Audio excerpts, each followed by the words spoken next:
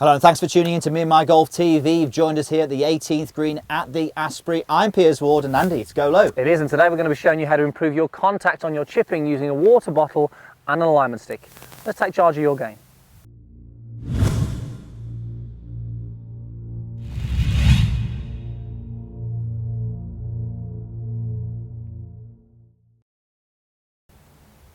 Okay, so it's time for Go Low. This is where we answer questions on your game to help you go low. Yes, make sure you get involved. Go to Facebook, Instagram and Twitter today and post your questions on this week's topic. We could be answering yours. Also, guys, don't forget to download the Periscope app. We're doing some live feeds and there's some live videos where we're helping guys answering your questions, so make sure you get that right now. Q&As on the practice tee. Yes. Not a bad thing to do these days, Andy. Right, okay, so today's question is from Instagram. It's from Jack and Back, and he has asked, how can we hit down on the ball with a chip shot and not thin it through the back of the green? So that's a really good question.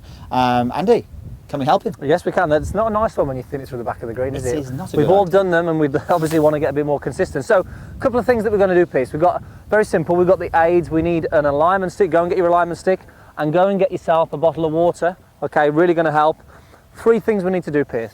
Generally, when we see the thin through the back of the green, it's usually because of that club is too shallow. Okay, and as Jack and Back mentions, he wants to hit down on the golf ball. So setup is key, but we're going to sort of not talk about too much about setup. All I'm going to do first of all is take my setup here. Ball is going to be roughly centre at the feet. Yep. Now one thing we're going to do with the bottle of water, once you've got your setup, I want you to place it underneath the shaft as close as you can, and then we're going to move it back in a straight line.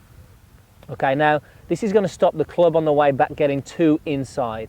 Okay, this is going to force the club to go a little bit more up and back. That bottle has come back straight back parallel to your target line. Parallel to your target line. Like I say, if I come too much on the inside now, I'm going to clip that. Yep. Again, that would be a shallow golf swing.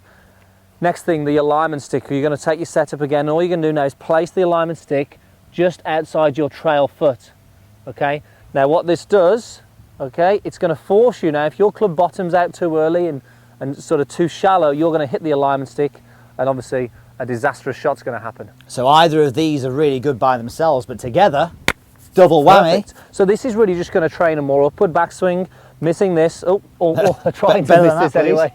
So missing this on the way back, but also missing it on the way down, and that's going to help then you get the better contact with this. But there's one more thing we need to do in the through swing, which we see often people forget to do, and that's turn through. So we're going to feel we go up on the way back, down on the way down, and the key thing here now, I want to make sure that the logo on my shirt is looking at the target. Okay. So often we see that inside backswing and then sort of moving the hands and the arms, and we don't really get that rotation. Okay, so let's show some good ones first of all. I'm actually going to get you to do a bad one in a minute. Should I get a couple of shots going? Yeah. Okay, so I'm going to make sure I miss the bottle and miss the alignment stick. So you'll probably find when you do this for the first time that you will actually, go move that out of the way for you. You'll actually find the first time you do this, you'll probably hit one of them. Now the good thing is, alignment sticks on the ground like this, hitting a full shot wouldn't be a good idea, but hitting a chip shot, it's not a problem, because if you do hit it, it is not going to damage anything out there. Unless you're playing barefoot, it might hurt your feet, but you'll be fine. So hit one more good one, Andy.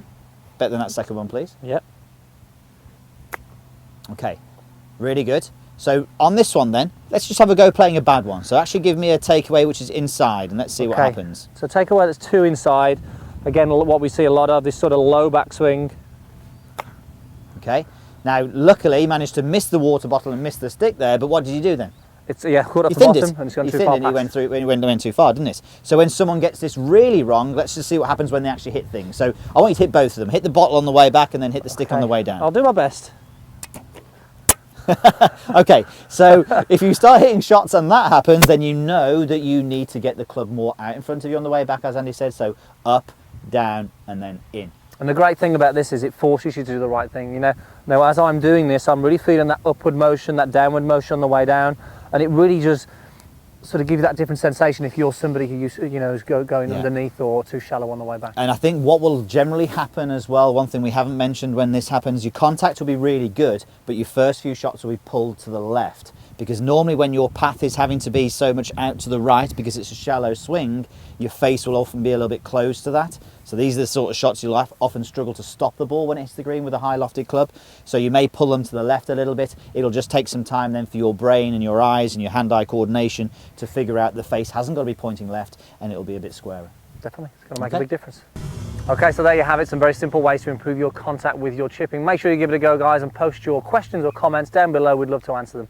And also, if you haven't already, click the subscribe button just here for more videos every single week. And also, guys, if you slice the golf ball, then you need to go to meandmygolf.com, click here for the 7-day free trial, turn your slice into a draw video series, 4 parts, guaranteed to get rid of that slice forever. Thanks for watching.